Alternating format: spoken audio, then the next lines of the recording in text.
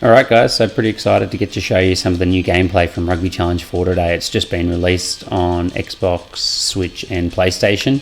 This is the main screen. You can see that most of it looks relatively similar. You do have the new career mode in here now as well, which I'm looking forward to having a go at soon, but I haven't actually gotten into it just yet. I've noticed that a lot of the team lists are all from the 2019 game at the moment, so that, to me that's really frustrating. I've spent a lot of time over the last 3 or 4 months playing Rugby Challenge 3, and I've updated basically all the teams in the Southern Hemisphere under my game, so very frustrating. But they do have here under the Fan Hub, download the latest live data, so I think that that's a bit of an indication that there'll be a lot of team updates, and it's just a single click of a button and it'll come through. So that'll be very good to be able to update and then hopefully have those new sides in pretty quickly. If we just go to a 15s game, obviously the big one that everyone was talking about was the fact that we have the women's sevens in here as well, which is pretty awesome. A whole lot of different sides in here. Today I'm just going to play with Australia and New Zealand though.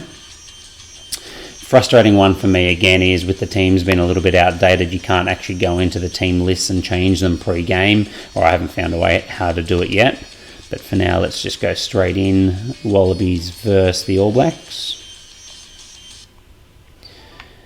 The basic screen here seems to be pretty much the same as what the old game was. You've got a new little loading screen at the bottom there.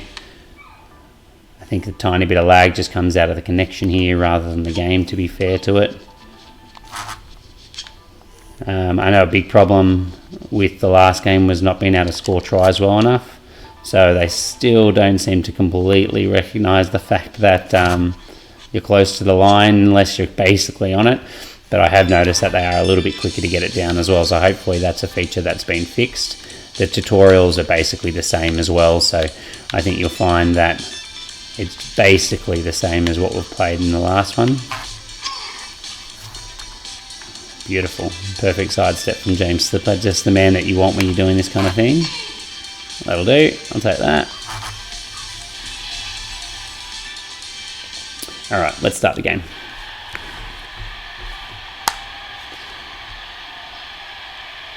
So one of my favourite changes in this game here has been a lot of the little fine details around the cameras and the team. So you can see here, first of all, I have the ability to flick through the team lists to compare who's on each side. Valentini looks a little bit like he's a Lego piece there, but some of the pictures are a little bit dodgy. Special shout out to Matt Tamua, who's definitely the ugliest man in the game from how they've set it up, so poor him. And Sevu Reece as well, who doesn't even look a little bit like him.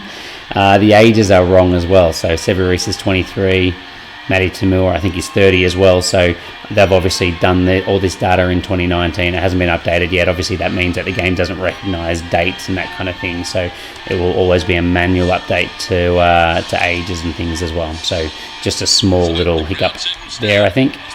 One thing I really like about this game is they've got the full haka involved, so pretty awesome to see this played in full with the All Blacks, TJ leading it as he does in real life as well. Not sure what happens if I take him out of the squad of the All Blacks and see if he still leads it. But for now it is him.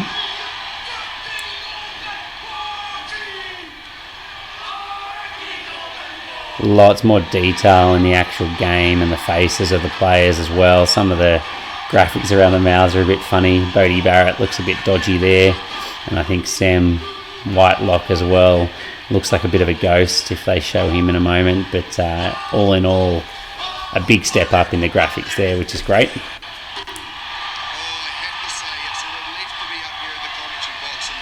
Alright, let's get to the gameplay. So some of the new camera angles, which at least for me I haven't played with before, I think are pretty cool. If we just go through some of the details with the actual flow of the game, there's a lot of similarities. The tackle is similar, how you control the rucks and the set pieces and those kind of things, all pretty similar. I think there seems to be a bit of an improvement in terms of how the backs stay in their shape, and hopefully you don't lose too much connection with the wingers when you're out wide. It does seem to happen a little bit though, having said that. There's still a fair few forward passes and knock-ons, but maybe that's more me just throwing a lot of audacious offloads and passes flat on the line rather than the game's fault. So I'll give him the benefit of the doubt there. One thing that I have noticed, which you saw a phase earlier, intercept, was that the game really wants to wait for the halfback to start the play. You know, it's not just taking the man nearest to the play, and the halfback sometimes does get caught out of position pretty poorly as well. So sometimes you'll see that, even though, here we go, perfect example, Joe Powell is not there, you can't actually set up any of your set plays or anything like that. So I'm hoping if they can't fix that bug, what they could possibly do is just allow you to line up your set play while you are waiting for the halfback to come in, rather than have to actually sit there stationary waiting to be able to do anything at all. Alright, come on, sorry Betty. Oh, same high tackle feature there. Quick tap option. Bodie, terrible call. If we kick for touch, I like the new just angles again on some of this stuff. A little bit hard still to see where your kick's going to go, which is a little bit frustrating. Didn't stop Matt Samoa getting the 5 metre line out. Now the pods and everything are the same in this one to what we're used to. You can see, you can kind of separate them in the same way as what we have in the past. Not paying attention, there you go, nice one. Missed the line out, so very akin to, very detailed there. Australia's hook has not been able to actually throw straight, so that's perfect. But I like the new angles in it as well though, the new camera, looks pretty cool. The quality on the TV is, you know, marginally better than what this stream shows as well. It's probably not as, I guess, sharp as what I thought it might be, to be honest, but it's also not too bad. Come on, JOC. Alright, let's see if I can set up a set play here. Dummy pass, here we go. Short ball or long ball? Let's go A.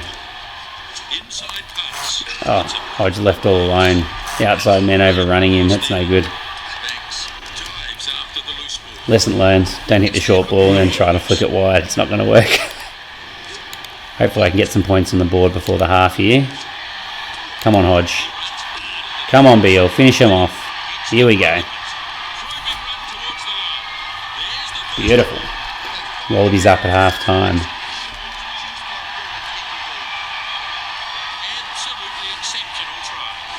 Kirtley's player looks very sharp actually. He looks a lot more detailed than some of the others. Only a slow wind. I was hoping that we had a stronger one that I could show you. The wind definitely varies a lot and pushes the kick a lot more than what it has in the past as well. So a little bit more accuracy on that. I'm not sure about Rugby Challenge 3. I don't know if you just overkicked or just underkicked the sweet spot. It would look like it basically grubbed the ball 2 or 3 metres. So I haven't tried that just yet. But maybe if I get the opportunity, I'll have a go here.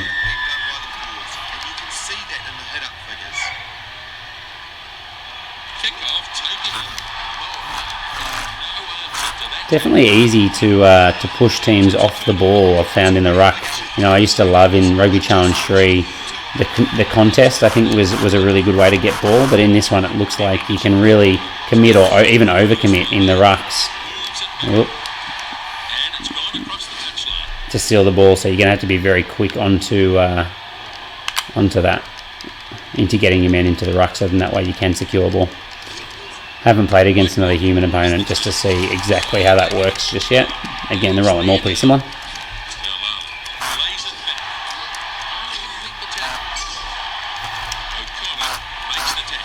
Come on, Wallabies.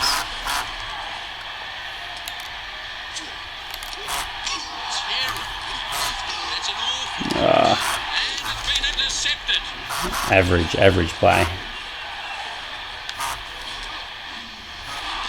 Oh, very hard in this camera angle. I used to love the halfback kick just to try and take some meters, but I don't think it really works with the camera on this angle at all.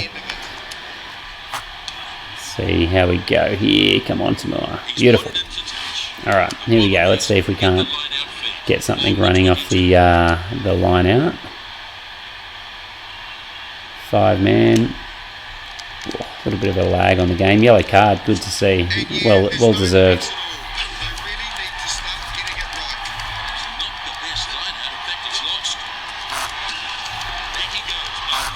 Come on, we got numbers.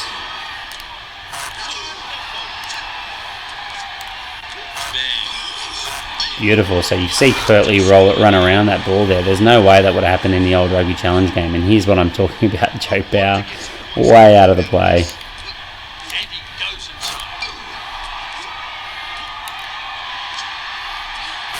Blast him, come on.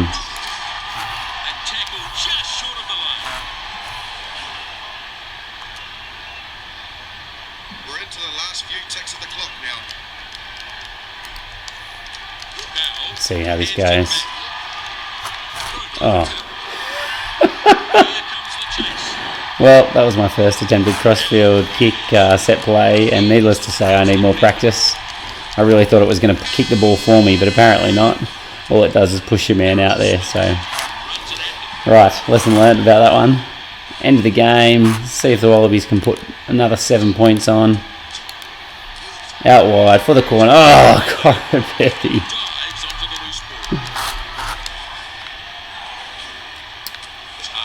I think that was the first handling error of the game for the Wallabies, and I'll show you this at the end of the game. They seem to call a lot more handling errors that actually happened, so I'll be interested to see how many handling errors they say we have had.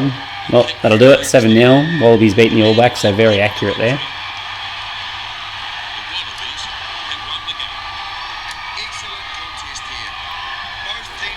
Yeah.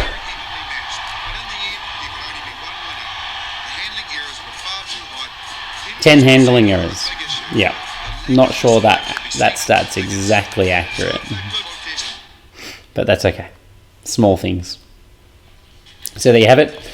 That is a full game in Rugby Challenge 4. You can see they have made some good changes in terms of set plays, in terms of, I didn't touch on it in this one, but they look like they've put a lot more urgency for the computers to stop themselves from running out. So I had a couple of games earlier where Michael Hooper pulled up and basically put the brakes on hard when he was cleaning up a loose ball to stop himself from running out. So I think hopefully they'll fix that issue where you contested for a loose ball or from a kick and they basically just jogged you out of play. So that looks good. Hopefully it looks like the mechanics around scoring a try have improved a little bit.